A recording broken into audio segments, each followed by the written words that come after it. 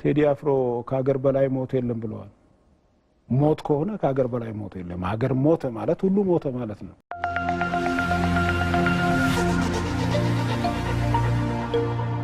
አፓርትመንት በኮንዶሚኒየም ዋጋ ያውን በኮሪደር ልማት ባሸበረቀችው ለቡ መብራት ኃይል 100% ለሚከፍሉ ደንበኞች ብቻ።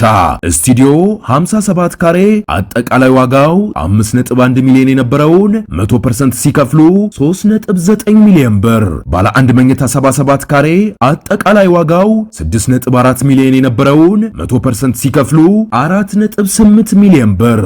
ባለ ሁለት መኝታ 116 ካሬ አጠቃላይ ዋጋው 9.6 ሚሊዮን የነበረውን 100% ሲከፍሉ 7.1 ሚሊዮን ብር። ባለ 3 መኝታ 137 ካሬ አጠቃላይ ዋጋው 11.4 ሚሊዮን የነበረውን 100% ሲከፍሉ በ8.4 ሚሊዮን ብር። እንዲሁም ባለ 4 መኝታ 191 ካሬ አጠቃላይ ዋጋው 15.8 ሚሊዮን የነበረውን 100% ሲከፍሉ በ11.8 ሚሊዮን ብር ያገኛሉ።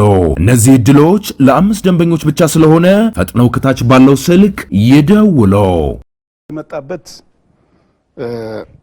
ሁለት መሰረታዊ ነገሮችን ላነሳልህ ፈልጋለሁ።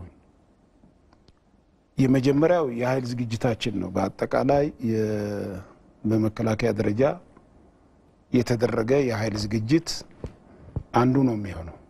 የኃይል ዝግጅት ሲባል ምንድነው? የሚዋጋን ኃይል ማዘጋጀት ማለት ነው። ይሄ ኃይል ዝግጅት በአደረጃጀት ትጥቁ እና አስፈላጊ የሆኑ ወታደራዊ ንድፈ ሐሳቦች ናቸው እና አንዱና የመጀመሪያው ይሄ ነው። ሁለተኛው ደግሞ ሊደርሺፑ ነው፣ አመራሩ ነው። አመራሩ የነበረው ወታደራዊ አመራር እንዳለ ሆኖ የጦር ኃይሎች ጠቅላይ አዛዥ ጠቅላይ ሚኒስትሩ በዚህ ጉዳይ ላይ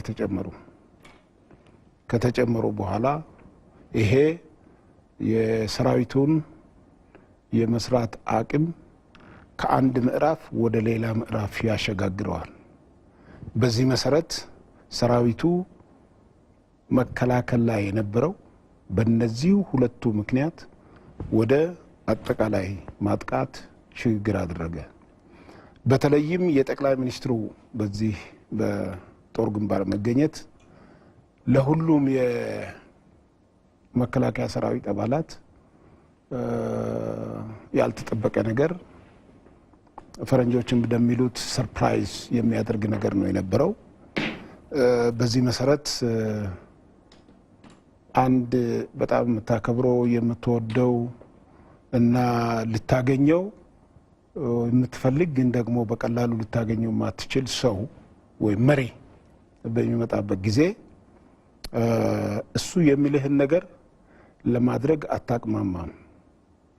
ስለዚህ ጠቅላይ ሚኒስትሩ በሰራዊታችን የሚወደዱ የሚከበሩ እና እያንዳንዱ የሰራዊት አባላት ሊያገኛቸው የሚመኝ ግን በስራ ኃላፊነትና በቦታ ምክንያት ሊያገኛቸው የማይችል የነበረ ሰራዊቱ ጋር በሚመጡበት ጊዜ የእያንዳንዱን የሞራል ደረጃ ፐርሰንቴጅ በሺዎች እጥፍ ያደርገዋል። ይህን በአንድ ሲምፕል ምሳሌ ልጥቀስልህ።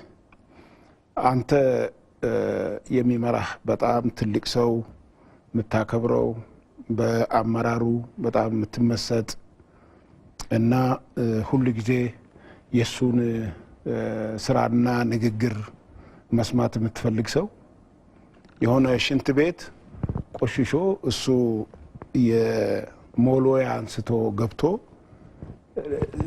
ሊያጸዳ ሲሞክር እርግጠኛ ነኝ አንተ ያንን የሞሎያ ነጥቀኸው ራስህ ታጸዳለህ እና አጽዳ ሳይልህ። ስለዚህ ጠቅላይ ሚኒስትሩ ያሳዩን ምንድነው? ያሳዩን አመራር በምሳሌ ነው። ምሳሌ ሆነ መምራት ነው።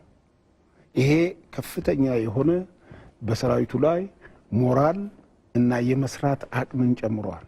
ቅድም ካልኩ ዝግጅት አኳያ ማለት ነው። እነዚህ ሁለቱ በመጋጠማቸው ነው አሁን የምናየው ወይም ደግሞ ነገ ተነጎዳ የምንሰማው ከፍተኛ የሆነ እድል የተገኘው በዚህ ሁለቱ ነገሮች መጣመር ነው። እንግዲህ እነዚህ ድሎች ተጨማምረው እንግዲህ ስንሰማ እንደነበረው ብዙ ውጊያ ይኖራል። መጨረሻ ጦርነቱን ምስል የሚሰጡት ግን የመጨረሻው አሸናፊዎች የኢትዮጵያ ኃይሎች መሆናቸው እርግጥ ነው ብለው ሲናገሩ ሰምተናል ጠቅላይ ሚኒስትሩ። አሁን ጦርነቱ ምን ደረጃ ላይ ነው ያለነው? ብዙ ድል ሰምተናል። ምን ደረጃ ላይ ነው ያለው? አሁን እንግዲህ ምንድነው በዘመቻ 4 አይነት ዘመቻ አለ። ዘመቻዎች 4 ናቸው። የመጀመሪያው መከላከል ነው። ሁለተኛው ማጥቃት ነው። ሶስተኛው የማረጋጋት ነው። አራተኛው ደግሞ መልሶ መቋቋም ነው። እነዚህ ደረጃዎች ሁሉ ጊዜ በማንኛውም ጦርነት በነገራችን ላይ በእኛ ሀገር ብቻ ሳይሆን ማንኛውም ውጊያ የሚደረግባቸው ጦርነት የሚደረግባቸው ሀገሮች ይሄው እነዚህ 4ቱ እየተገለባበጡ አንዴ አንዱ የበላይ ይሆናል፣ አንዴ ሌላው የበላይነት ያገኛልና በዚህ መንገድ ነው የሚሄደው። ከዚህ የተነሳ እኛ መከላከል ውስጥ ነበር። ስንከላከል መሬት ውስጥ ገብተን ምሽግ በመያዝ ከመሬት በላይ እኛን የሚያጠቃ ኃይል ሁሉንም የጦር መሳሪያዎችን አዋህደን ከመሬት በላይ ስለሆነ ጠላትን ማዳከም ነው የነበረው ስራችን። አንደኛው የምንሰራው ስራ ይሄ ነው። ይሄንን እያዳከምን ከበስተጀርባ ደግሞ በሚቀጥለው ወደ ሁለተኛው ለመሸጋገር የሚያስችለንን በቂ የሰው ኃይል መሳሪያ ማከማቸት ነው፣ ማደራጀት ነው፣ ማሰልጠን ነው። በዚህ ስራ ውስጥ ስለነበርን ጊዜው ደረሰና ያ ስንከላከለው የነበረው ከበስተጀርባም ዝግጅታችንን ጨርሰናል፣ ከፊትም ጠላትን አዳክመናል። ከዚህ የተነሳ ከመከላከል ወደ ማጥቃት ተሸጋገርን። አሁን ያለንበት ደረጃ ማጥቃት ነው። ማጥቃቱ ቅድም እንዳልኩ ስኬታማ የሆነው እንኳን ጦር ሜዳ ቀርቶ የትም ቦታ ለእንደዚህ አይነት አደጋ እንዲጋለጥ የማትፈልገው ጠቅላይ ሚኒስትር ከኛ ጋር ሆነ። ከዚህ በኋላ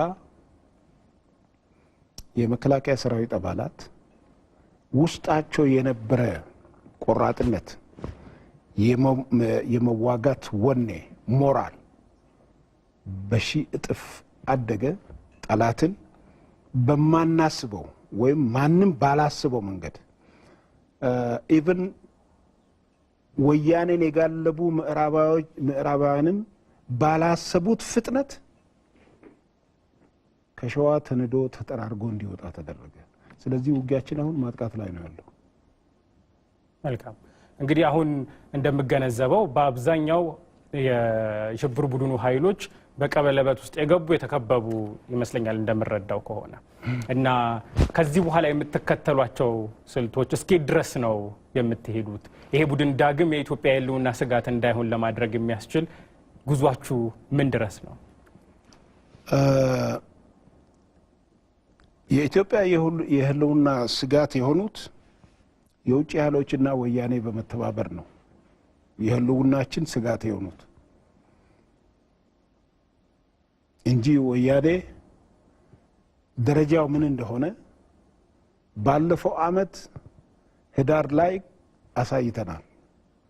17 ቀን ውስጥ የኛን የጦር መሳሪያ ገፈው ወስደው ሰሜን ዕዝን አጥቅተው በተኙበት የሚያርዱትን አርደው የሚይዙትን ይዘው የጦር መሳሪያዎችን ከወሰዱ በኋላ ገጥመን መሳሪያችን መልሰን እነሱን ቦታ አስይዘናል። ወያኔ ብቻውን እንደዚህ ነው የሚያደርገው። ነገር ግን የሚረዷቸው ተጨመሩ፣ ታላላቆቹ ምዕራባውያን ማለት ነው። እነዚህ በተለያየ መንገድ የሚረዷቸው ኃይሎች ናቸውና በዚህ መሰረት ሁለቱ ተባብሮ የሁሉናችን ስጋት ሆነዋል። ወያኔን የጋለቡት የህልውናችን ስጋት እንዳይሆኑ ወያኔን ማጥፋት ነው። ኢትዮጵያ ውስጥ እግር እንዳይኖራቸው ወይም ተላላኪ እንዳይኖራቸው ለማድረግ ወያኔን ማጥፋት ነው። በዚህ መሰረት በወታደራዊ ሁኔታ የት ነው የምትቆሙት የሚባለው ነገር በግብ ሲቀመጥ እዚህ ቦታ እንቆማለን ይባላል። ማጥቃት ላይ ነው ያለነው። ጠላት እየሸሸ ነው ያለው። ይሄን የሚሸሸውን ጠላት ጠላት የገባበት ገብተን እስክንደመስሰው ድረስ እንቀጥላለን። ስለዚህ መቆሚያችን እዚህ ነው አንልም። በዚህ መሰረት ማጥቃት በሚደረግበት ጊዜ የውጊያን ግለት መጠበቅ አለብህ። ግለት ማለት ምንድነው? ብረት እንደጋለ ነው የሚቀጠቀጠው። ከቀዘቀዘ እንደገና ማጋል አለብህ። ስለዚህ ውጊያም እንደዛ ነው። አንድ ጊዜ የጀመርከውን ጠላት ሳትቀብረው ከቆምክ እንደገና ይደራጅና ኃይል ፈጥሮ ሌላ ኃይል ሌላ መስዋዕትነትን ስለሚጠይቅ ቀጣይና ተከታታይ የሆኑ እንትኖችን ማጥቃቶችን በማድረግ ጠላትን ታጠፋለህ ማለት ነው። በዚህ መሰረት ጠላት እስኪጸፋ ድረስ እንከተለዋለን። መልካም። እንግዲህ ቅድም ያነሱልኝ ጉዳይ አለ። አንዳንድ የምዕራብ ሀገራት ጣልቃ ገብነት እያሳዩ ነው። ሌሎችም ሀገራት እንዲሁ ጣልቃ ገብነቶችን ሲያሳዩ እንደነበር እንመለከታለን እና ያሉትን ሁኔታዎች በሙሉ ግን ተቋቁማችሁ ለመሄድ የውጭውንም ሆነ በሀገር ውስጥ ያለውንም የሽብር ሁኔታዎች ተቋቁሞ ለመሄድ ያለው ዝግጁነት እንደ ነገሮቹ ተለዋዋጭነት እንደ ስጋቶቹ ተለዋዋጭነት የእናንተስ የእቅድ ተለዋዋጭነትና አቅም ምን ያህል ነው? እንግዲህ ይሄ ከወታደራዊ ተቋም እንደ መከላከያ ማለት ነው እንደ መከላከያ ብቻ ይሄን ነገር መቋቋም አትችልም። አጠቃላይ አገራዊ አቅምን ነው የሚጠይቀው። አጠቃላይ የዜጎችን ተሳትፎ ይጠይቃል። ከዚህ የተነሳ የዲፕሎማሲው በውጭ ሀገር ያሉት ኢትዮጵያኖች ይሁኑ የፖለቲካ ዘርፉ ይሄ የሚሰራው ስራ አለ። በእኛ በኩል ደግሞ ቅድም እንዳልኩ ይሄ አሸባሪ ወያኔ አሁን ሽሽት ላይ ነው ያለው። እግር መትከል የለበትም፣ መቋቋም የለበትም። ሳይቋቋም ውጊያው ሳይቆራረጥ በተገኘበት ሁሉ እየተገባ መደምሰስ አለበት። ይሄ የመጀመሪያው ከዝግጅነታችን ዝግጁ ሊያደርጉን ከሚችሉ ነገሮችና ቁልፍ ነገር ይሄ ነው። ምክንያቱም ይሄን ለመደምሰስ የሚያስችል ከበቂ በላይ ዝግጅት አለን። ለምሳሌ ያክል የሌሊት ውጊያ ይደረግ ይሆናል። የሌሊት ውጊያ በካላሽን በመድፍ በሞርታር በምናምን የሚደረጉ ነገሮች ሊኖሩ ይችላሉ። ነገር ግን እኛ ሞርታር አይደለም ወይም ደግሞ በካላሽን የሚደረግ ውጊያ አይደለም። ዘመኑ ባፈራቸው አይሮፕላኖች በመጠቀም ሌሊትም እንዳይተኙ ቀንም እንዳይሄዱ ወይም ደግሞ እንዳይሰባሰቡ ወይ ደግሞ ወደ ውጊያ በሚሄዱበት ጊዜ ውጊያ የማጥቃት ይሁን ሌላ አሰላለፍ ይዞ እንዳይሄዱ በእነዚህ እናጠቃቸዋለን። ስለዚህ እረፍት በመንሳት ወያኔን ግብአተ መሬት ማከናወን ነው። ይሄን በምናደርግበት ጊዜ እነዚህ ወያኔን በተላላኪነት ተጠቅሞ የላኩት ኃይሎች ያፍሩበታል። ኢትዮጵያ እኛ የኢትዮጵያን ዜጎች የአድዋ ልጆች ነን። እኛ የአድዋን አባቶች ናቸው የፈጠሩን። እኛን በፍቅር በነጻነት እንጂ የምንገዛ በሆዳችን አንገዛም። እኛ ድሃ ብንሆንም ሆዳችንን ሞልተው አንገታችን ላይ በጉልበታቸው ቆሞ ሊገሉን የምንፈቅድ ሰዎች አይደለንም ወይም ህዝቦች አይደለንም። ስለዚህ ብርበንም ነጻነታችን ይዘን ረሃቡ ይግደልን ብለን የምንመርጥ ሰዎች ነን። ረሃቡ ደግሞ አይገለንም። ምክንያቱም ሀብቱ በእጃችን ነው፣ ሰርተን እናመጣለንና። ስለዚህ ለነዚህ ሰዎች እድል ላለመስጠት ወያኔ ማጥፋት ነው። ከዚህ የተነሳ ዝግጅቱና ይሄ ጦርነቱ አጠቃላይ አገራዊ አቅም የዜጎችን ሁሉ ተሳትፎ የሚጠይቅ ስለሆነ በዛ መንገድ እየሄደ ያለ ነው እና ይሄን ነው ልል የሚችለው። መልካም። እንግዲህ እንዳሉት በተለያዩ ግንባሮች ነው ጦርነቱ እየተካሄደ ያለው፣ በኢኮኖሚው፣ በሚዲያው እንደዚሁ በተለያዩ መንገዶችና አንደኛው እንግዲህ መንገድ ልክ በግንባሮች ሲሸነፍ በጦር ሲሸነፍ በወሬ በፕሮፓጋንዳ ለመፍታት ደግሞ የሚሞከሩ ሙከራዎችን በተደጋጋሚ ተመልክተናል። አሁንም አንዳንድ የሚነዙ ነገሮች ስንመለከት በሰራዊቱ መካከል ውስጥ መከፋፈልን ለመፍጠር የሚፈልጉ ሀሳቦችን እንሰማለን። በሰራዊቱና በመንግስት መካከል፣ በሰራዊቱና በህዝባዊ ኃይሎች መካከል እንዲሁ መከፋፈልን ለመፍጠር ይሞከራል። እነዚህ ሙከራዎች የሰራዊቱን አንድነት የመንካት ኃይል አላቸው ብለው ያምናሉ? አሁን ያለው ውስጣዊ አንድነትና ህብረትስ ምን ደረጃ ላይ ነው ያለው? በጣም ጥሩ ጥያቄ ነው። ምንድነው የመከላከያ ሰራዊት በአደረጃጀቱም በአሰራሩም በተለያዩ ነገሮች አትሊስት ሰራዊቱን ከእንደነዚህ አይነት ነገሮች ያጸዳል። ይሄን የሚሉ ሰዎች ሰራዊቱን ስለማያውቁት ነው። የመከላከያ ሰራዊት በውጪ ወሬ አይከፋፈልም። ይሄ የመጨረሻና አንደርላይን አድርገው ወይም ደግሞ የሚሰመርበት ነገር መሆን አለበት። በመከላከያ አንደኛ መከላከያ ሰራዊት መከፋፈል አትችልም። ሁለተኛ ነገር የመከላከያ ሰራዊትን ለመፈንቅለ መንግስት ማነሳሳት አትችልም። ሁለቱን ነገሮች አስምርባቸው፣ አይቻልም። ምክንያቱም ምንድነው? አንደኛ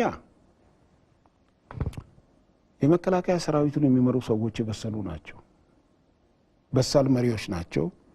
በሳል መሪነት ብቻ ሳይሆን አብዛኛዎቹ አብሮ እያደጉ የመጡ ናቸው እና በጣም የሚታወቁ በችግር ጊዜ ውሃ ሲጠፋ ሽንታቸው ሸንተው ተከፋፍሎ የጠጡ ጓደኞች ናቸው። ከዚህ የተነሳ በመከላከያ ሰራዊት ውስጥ ወሬ አስገብተህ አንዱ ጋር የሚከፋፈል አይደለም። ከዚህ የተነሳ በመከላከያ ሰራዊት ውስጥ ክፍፍል የለም። ክፍፍል ቢኖር ኖሮ ይሄ ድል አይመጣም። ነገር ግን ለመከፋፈል ወያኔ ነው የሚሰራ፣ አንድም ወያኔ ነው የሚሰራ፣ አለበለዚያ የወያኔ ተከፋይ ነው የሚሰራ። ሶስተኛው ደግሞ ጀግና የኢትዮጵያን ጦርነት በጽሁፋቸው በሚዲያቸው የተቀላቀሉ ዩቲዩበሮች እንዳሉ ሁሉ የኢትዮጵያን ሰራዊት በመከፋፈል ከዩቲዩብ የሚገኘውን ገንዘብ ለማቃረም የሚፈልጉ ጸረ ኢትዮጵያ አሉ። እነዚህ ሰዎች ናቸው በሰራዊቱ ውስጥ ችግር ተፈጠረ እያሉ እየፈበረኩ የሚያመጡት እንጂ በሰራዊቱ ውስጥ መከፋፈል የለም። ይሄ መሰመር አለበት። ወደፊትም አይከፋፈልም። ችግር ካለ ፊት ለፊት ቁጭ ብለህ የምታወራ ነው የሚሆነው።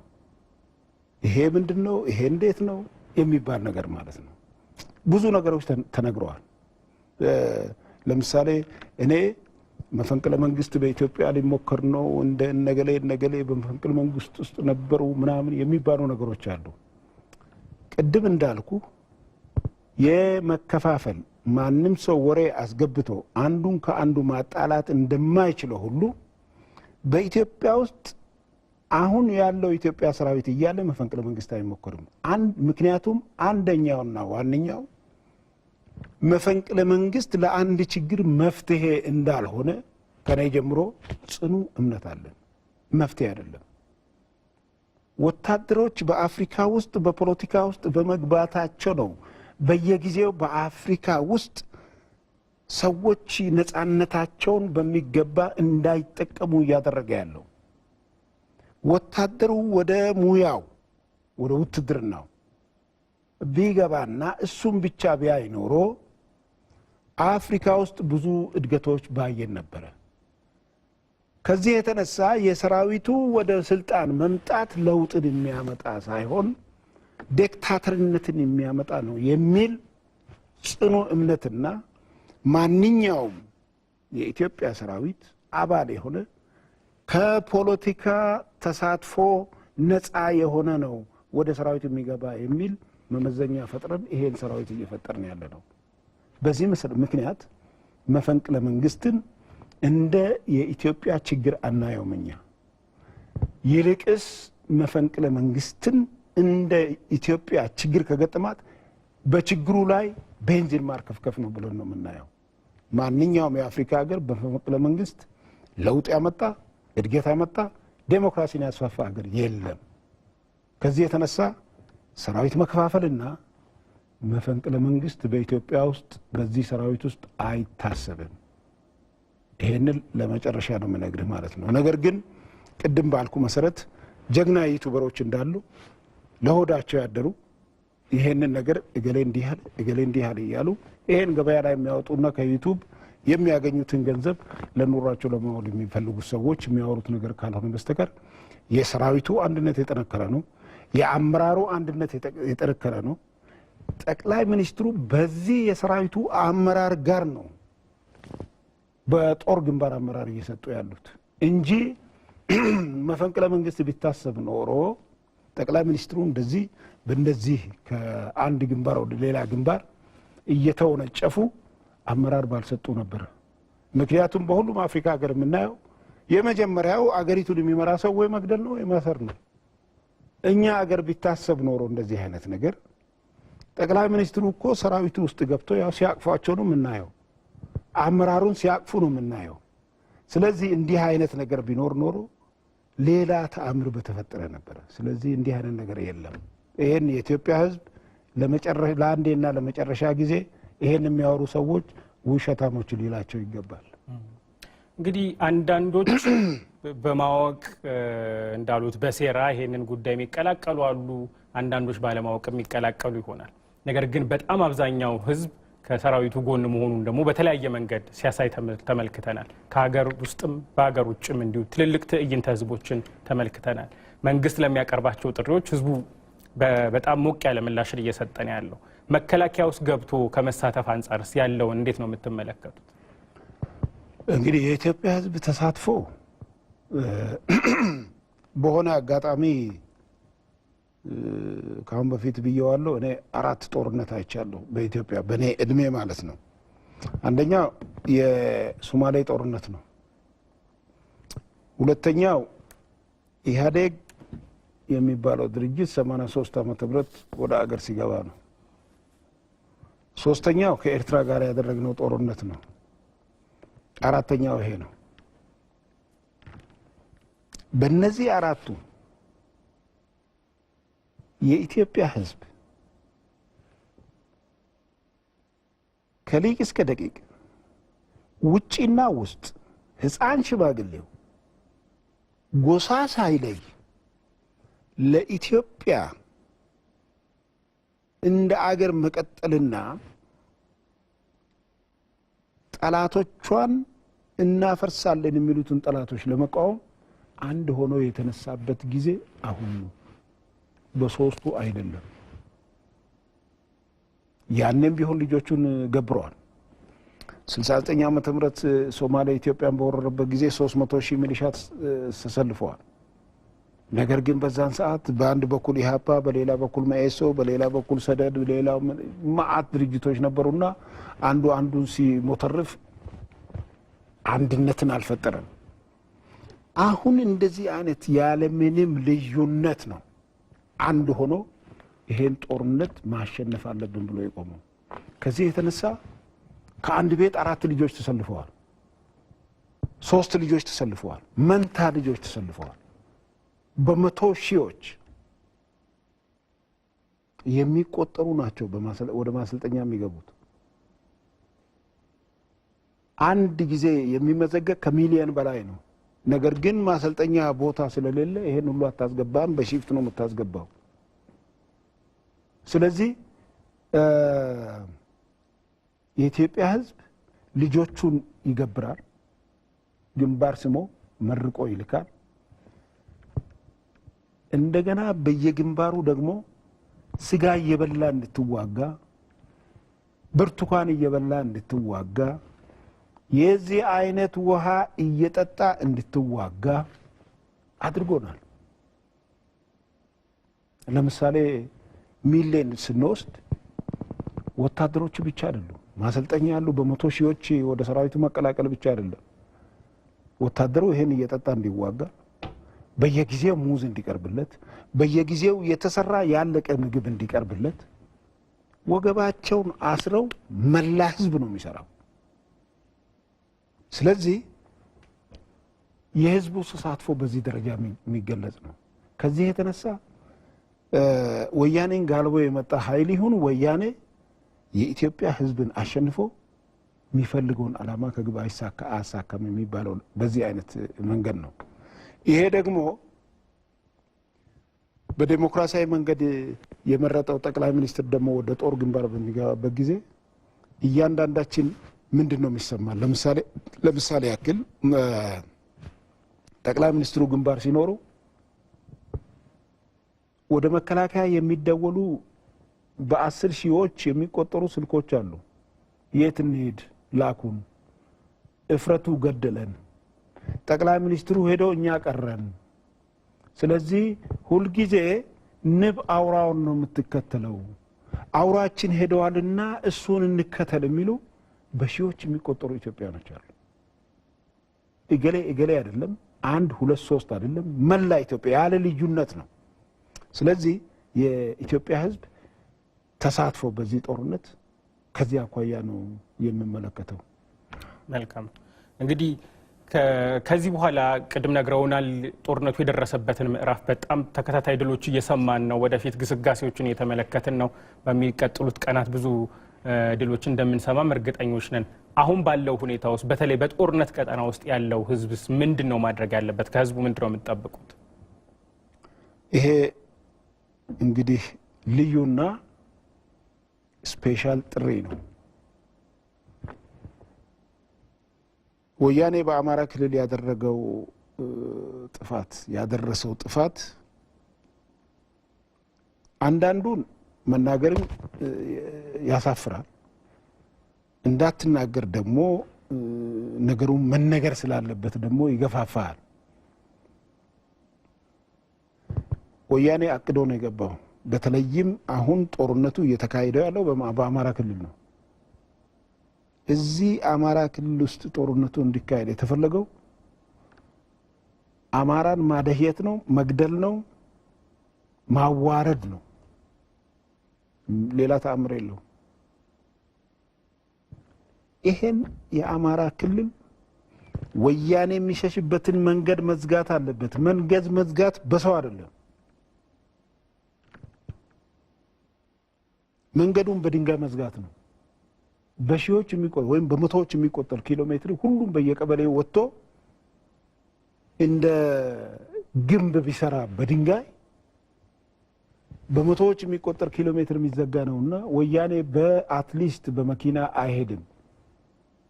ከአማራ ክልል ያልተሰረቀ ነገር የለም፣ ያልተዘረፈ ነገር የለም፣ አንድም ነገር የለም። ሁላችንም ሰምተን ሊጥ ሳይቀር ነው የተዘረፈው። ሽሮ ምን ቤት ውስጥ ያለ ነገር በሙሉ ነው የሚዘረፈው። ስለዚህ አማራን ማደህየት፣ ማዋረድ፣ መግደል ነው።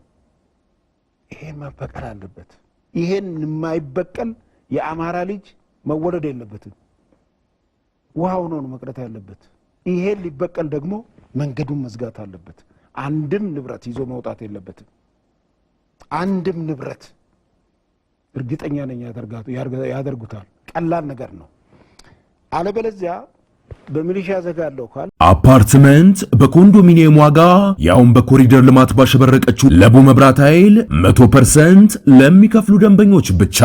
ስቱዲዮ 57 ካሬ አጠቃላይ ዋጋው 5.1 ሚሊዮን የነበረውን 100% ሲከፍሉ 3.9 ሚሊዮን ብር። ባለ አንድ መኝታ 77 ካሬ አጠቃላይ ዋጋው 6.4 ሚሊዮን የነበረውን 100% ሲከፍሉ 4.8 ሚሊዮን ብር። ባለ ሁለት መኝታ 116 ካሬ አጠቃላይ ዋጋው 9.6 ሚሊዮን የነበረውን 100% ሲከፍሉ 7.1 ሚሊዮን ብር። ባለ 3 መኝታ 137 ካሬ አጠቃላይ ዋጋው 11.4 ሚሊዮን የነበረውን 100% ሲከፍሉ በ8.4 ሚሊዮን ብር። እንዲሁም ባለ 4 መኝታ 191 ካሬ አጠቃላይ ዋጋው 15.8 ሚሊዮን የነበረውን 100% ሲከፍሉ በ11.8 ሚሊዮን ብር ያገኛሉ።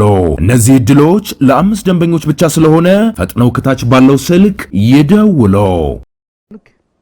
የሆነ ተኩስ ይሆንና ወይ መበተን ይመጣል ወይ የሆነ ነገር ይመጣልና መንገዱ ይከፈታል። ድንጋይ ካስቀመጥክ ግን ድንጋዩ አይበተንም፣ አይሸሽም።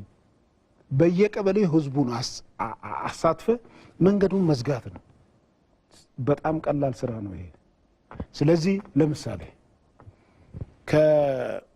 ከኮን እስከ ኩልመስክ ያለ መንገድ አለ፣ በላሊበላ ማለት ነው። ይሄ መንገድ ሁሉም በየቀበሌው ወጥቶ ቢዘጋው፣ አሁንም ከላሊበላ ጠላት በሌለበት ቦታ ከላሊበላ መሪ ወንዝ ወደ ላይ ወደ ጥላላ የሚያሻግር ወይ ደግሞ ወደ ሰቆጣ የሚሄድ መንገድ ስለሆነ ይሄንን መንገድ ቢዘጋው በምን በድንጋይ ሲዘጋው ደግሞ አንድ ቦታ አይደለም በ50 60 100 ኪሎ ሜትሮች ሁሉም በየቀበሌው ፊቱ ያለው ቢዘጋው በኋላ መንግስት የክልሉ መንግስት ይሄንን ይከፍተዋል በፈለገበት ሰዓት ቢዘጋው አሁን በሚሊሻ ጠላት በሚመጣበት ጊዜ ደፈጣ አድርገ መምታት አይደለም ዋናው እሱ አይደለም ዋናው መንገዱን መዝጋት ነው ምክንያቱም እዚህ የዘረፈውን ይዞ መውጣት የለበትም ይዞ የወጣና መቀሌ ያስገባውም የትም አይሄድም እሱ ችግር የለውም ነገር ግን አሁን የቀረውን ነገር እዚህ ማስቀረት ያስፈልጋል በዚህ መንገድ ይሄ ችግር ያለበት አካባቢ ይሄን መንገድ መዝጋት አለበት አንዱ ይሄ ነው ሁለተኛው ሚሊሻ ይሁን ልዩ ኃይሉን ሌሎችም ዛሬ ለኢትዮጵያ የማይሰጥ ህይወት ባርነት ነው እኔ ለኢትዮጵያ ግንባሬን እንጂ ጀርባዬን አልሰጥም እኔ ለኢትዮጵያ ህዝብ ነጻነት ግንባሬን እንጂ ጀርባዬን አልሰጥም ለጥይት ጀርባና ግንባር የኔ አካል ናቸው ትርጉማቸው ግን የተለያየ ነው ጀርባውን የሚመታ ሲሸሽ ነው ግንባሩን የሚመታ ሲፋለም ነው ማንኛውም ጦርነቱ የሚካሄድበት አካባቢ ያለ ህዝብ ለወያኔ ጥይት ጀርባውን መስጠት የለበትም ለልጁ መጥፎ ታሪክ ማስተላለፍ የለበትም ቢያንስ ለኢትዮጵያ እንኳን ቢቀር ከኢትዮጵያ በላይ ደግሞ ምን ይመጣል ቴዲ አፍሮ ከሀገር በላይ ሞት የለም ብለዋል ሞት ከሆነ ከሀገር በላይ ሞት የለም ሀገር ሞተ ማለት ሁሉ ሞተ ማለት ነው ስለዚህ እዚህ አካባቢ ያለው በዚህ መንገድ ነው መዋጋት ያለበት እየተዋጋ ነው ይሄን ማስቀጠል አለበት አሁን በየአካባቢ ጠላት እየተበተነ ነው የሚሄደው ይሄን እየተበተነ ያለ ጠላት በየቦታው ደፈጣ ያደረገ እያያዘ ያው መንግስትና ያስቸኳይ ጊዜ አዋጅ እዝ እንዳለው መሳሪያውን ለራሱ አድርጎ ወታደሩን ይዞ ለመንግስት መስጠት አለበት የቡድን መሳሪያዎችና ከባድ የሆኑትን ደግሞ ለመንግስት ሰጥቶ በምትኩ ደግሞ የነፍስ ወከፍ መሳሪያ እንዲያገኝ ማድረግ አለበት መበቀል አለበት ይሄን ያልተበቀለ ወያኔ የፈጸመውን ነገር ልትናገር የሚያሳፍሩ በርካታ ነገሮች አሉ እኔ ከምናየው ከምንሰማው ህዝቡ ከሚነግረን ባልቆሞ ሚስቱ የምትደፈር ከሆነ ይሄ ባል የሚስቱን እንዲህ መሆን መዋረድ ካልተበቀለ ሰው ሆኖ ቆሞ ይሄዳል ማለት አይቻልም ስለዚህ ወቅቱ አሁን ነው አሁን መዘጋት አለበት ከወልዲያ ወደ አላማጣ የሚሄደው መንገድ ወያኔ እንደፈለገ አይጠቀምበትም የድሬ ሮቃ አርበኞች እንደፈለገ ወያኔ እዛ አካባቢ ሊንቀሳቀስ አይችልም የዋግ ህምራ አርበኞች እንደፈለገ መንቀሳቀስ አይችልም በቀደም ያየናቸው ከጋሸና አካባቢ የሚንቀሳቀሱ እንደዚሁ ሌሎችም ስለዚህ ሁሉም በዚህ አይነት መንገድ ከተነሳ ጠላት አንድም ሰው አይወጣም ዛሬ አንድ ሰው ከወጣ ነገ ጠዋት ሌላ መስዋዕትነት ነው የሚጠይቀን ተረጋግቶ ነው የሚዋጋንና አሁን ወኔው በሸናበት ሰዓት